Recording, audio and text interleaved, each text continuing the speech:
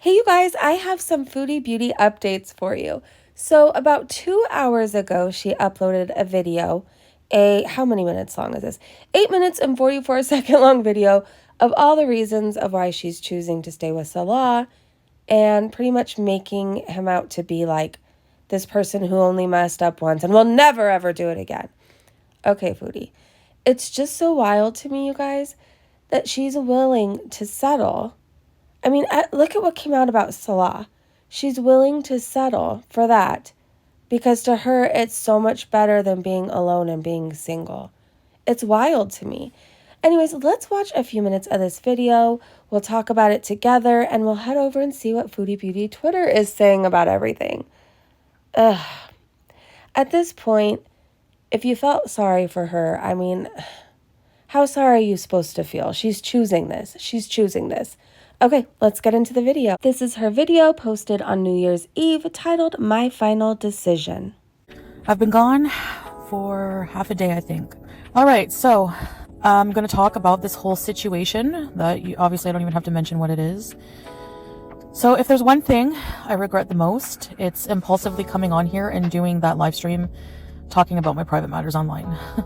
I can assure you with regards to my marriage that will never happen again. The internet, especially when you are me and you have dozens of vultures waiting for any scraps you throw their way, the internet is not a place to open up if you want a healthy relationship. I learned that the hard way so many times.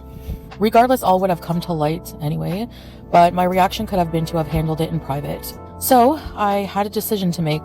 I had a lot of thinking to do. I've been unable to sleep, only thinking about it when I try to fall asleep, and just feeling alone and far away. So I'll just come right out and say I've decided to make my marriage work, and I will tell you why. Number one reason, just plain and simple, it's the fact that I love Salah. I love him on a level which I have never loved anyone before because of how he treats me. Every single emotion, no matter how corny it may have looked to some in our couples videos, they were real. Edited, yes, but real. This man opens doors for me, the car door every time we go somewhere. I've never had to open a car door. What was I thinking? He opens car doors for you. Let's just forget that he humiliated you all over the internet for the world to see and cheated on you with one of your followers/subscribers. He opens doors. Okay, so let's turn a blind eye. Let's turn a blind eye, everyone. We are together 24/7 when in Kuwait, and he treats me like a queen. I can't help but wonder if she considers him treating her like a queen the fact that she gets to eat however she wants, whenever she wants. She gets to indulge in her many addictions, let's just be honest here. And he just sits by and watches. So he doesn't tell her no. Is that what she considers being treated like a queen? Because if it's just because he opens car doors for her, the bar's set really, really low. I wanted to read this tweet really fast by Wonder Mom who said, Foodie Beauty thinks she's winning by keeping and paying for a fake husband that is in no way sexually attracted to her and cheats. We know what he is into, and we know what he really wants. And it's not a ball of fat and misery, unable to breathe sitting down. What a love story. I've never felt safer. I know you will all laugh at that, but I'll get to that. And I've also never felt more provided for and loved and cared about in this particular way, which brings me to the treatment. I mean, it's royal. I am treated like a queen, and he has never once been abusive or yelled at me or anything. So to say just because he has a fetish, he is an evil man, is just not true. I don't think because people have fetishes that make them evil. She's really trying to twist that. I think what we're saying is evil is the fact that he carried on a relationship with one of her subscribers who was regularly in her chat. He had fantasies of like harming people. And I can't even repeat the comment he wanted to do to a Bible. It's not just about a fetish. I think we need to remind her. It's how he did it, how sneaky, and what his darkest, deepest desires are that are a bit disturbing. Dynamo said, Foodie Beauty thinks that a loving marriage is based on never having to open doors or never being yelled at. This is where she is severely inexperienced. Strangers open doors for others. Real lasting marriages are never based on secrets, deception, and seeking others outside. Because the proof is in him treating me amazing for over a year. And I did know about some fetishes he liked, but it didn't really go anywhere. And we just adopted our own intimacy style. I don't judge him on those fetishes because in his real everyday life, not fantasy, he's an amazing man who would not hurt anyone. Genuine question. How do you know he would never hurt anyone when you didn't even know all of this about him? And I don't believe it only happened once, Foodie, and it's almost stupid to believe that yourself. He knew enough to turn on vanish mode, and he felt comfortable enough to do it.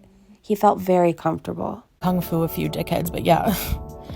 So, I mean, my next main reason is because in Kuwait, I do feel like a princess because of how loving and attentive my husband is. Because he brings you food? The next thing, this is a one-time occurrence. I'm not naive and will say for certain it will never happen again. You guys, how can she say it will never happen again? How can she say that? I'll say it again. He felt way too comfortable. And I don't think K-Bella was the first. And I don't believe it'll be the last.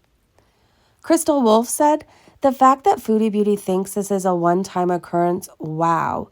Delulu is not the Salulu this time. But if it does, I'm prepared to deal with the consequences. I want to give another chance. Nothing has happened like this before because, well, I just have my ways of knowing, which I won't go into. But even the screenshots that were revealed between him and this skank. Salah happened to think she was a sexy goddess. And he worships her. Show Salah saying he has never talked to any other woman, etc., etc. So he was being open at that moment, so I believe he was being honest. So when I weigh the good versus bad, which is this one incident, I highly doubt there was one incident only. I think our love and marriage is worth saving. He is very sorry and is willing to make it up to me in every way possible for as long as it takes. I don't want to break up our family over this. This incident has revealed that we need to communicate better our intimate wants and needs and feelings. We will work on our personal marriage privately. Now, the amount of hate I've been getting over taking back my husband is just ridiculous and insane, if I'm being honest. So the key term I want to focus on is my marriage. M-Y space M-A-R-R-I-A-G-E. Not the internet's marriage. Foodie, you've been shoving him down our throats for how long now? Gloating you're married, trying to make everybody jealous even though nobody wants what you have. If you don't want people to speculate and talk about your marriage, don't put it on the internet. Not the hater's marriage, my marriage. Which means, other than this mishap, no one knows much about my marriage at all. Allah seems to know a lot. He was just on a panel. A lot of you are still speculating on whether we are even married at all or not.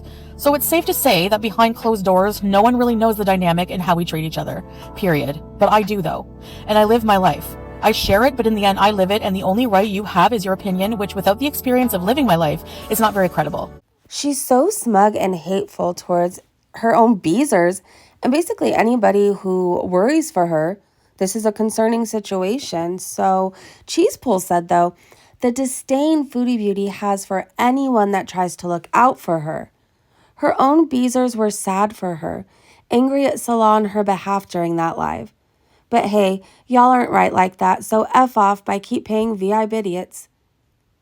Being claimed by a man is all that matters. I appreciate all your support, I really do, but when it comes to life, I have a right to make decisions that are fully my own.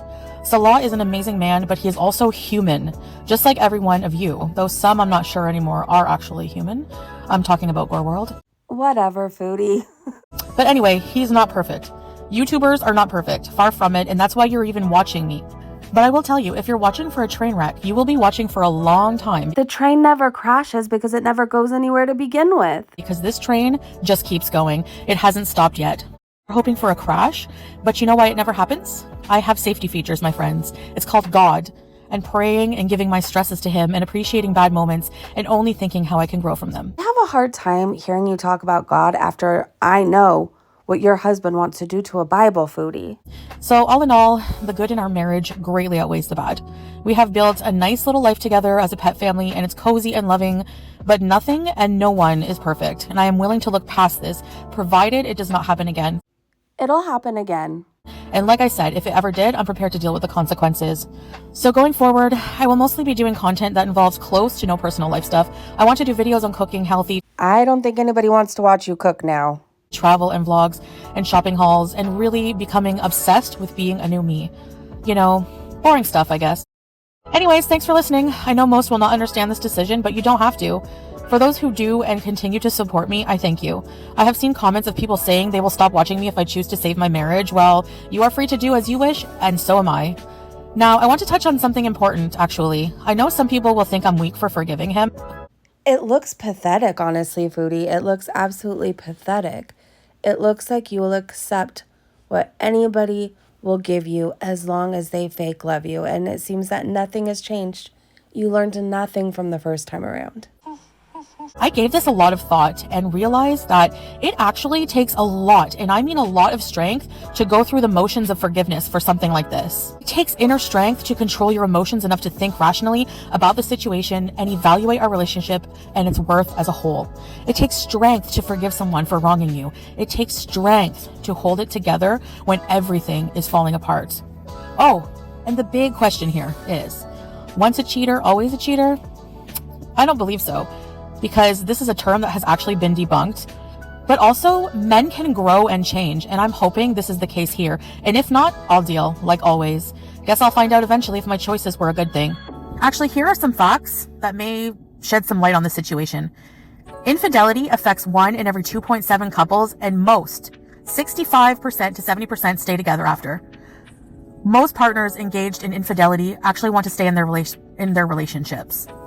So it's not, again, a situation that's black and white, and unless you're living it and you are in this relationship, you don't really have a right to tell me what to do with my own life, or even get personally affected by my decisions. We're not tight like that, okay? Anyway, I just really miss the Middle East and my family there, and I wish you all a happy new year, and see you in the next one. My thoughts? So she's treating the very people who will be there for her after Salah breaks her heart again, who will be there to pick up the pieces, like absolute crap. She's awfully smug, she's being rude, and Salah is definitely going to do this again, in my opinion. He's going to do it again. And she'll probably be humiliated for a third time. First time Nader and Didi, second time Salah barking like a dog, certain things being exposed about him, and when he inevitably breaks her heart again, talks to another person again in DMs on a new Instagram account, she's going to look really stupid. And everybody's going to be like, I told you so. We've been trying to warn you. But with Foodie Beauty, I say this all the time. She's going to have to learn the hard way. She just is. That's the type of personality she has. And I guess we'll see how this all plays out. So P.I. said, since we now know Foodie Beauty stalks our Twitters, here's a statistic for you. Chinny the Pooh. Chinny the Pooh. Okay. And when he does cheat on you again, don't come to the YouTubes looking for comfort. And FYI, the Pious Martyr Act has never ended well for any woman. So here's a statistic. Someone is 3 times more likely to cheat if they have cheated in the past. A person is 2 to 4 times more likely to be cheated on if they have been cheated on or have suspected cheating in a prior relationship. Men and women are equally likely to cheat or be cheated on. To put this in perspective, cheaters are around 60% likely to cheat again, according to recent studies. I think she's making a huge mistake again, but I will be here to cover it all and watch what happens with you guys. I want to wish everybody a happy new year. Have a beautiful new year filled with so many blessings, so much love. Make amazing memories tonight and good choices, and I will see you guys soon. Bye, everybody.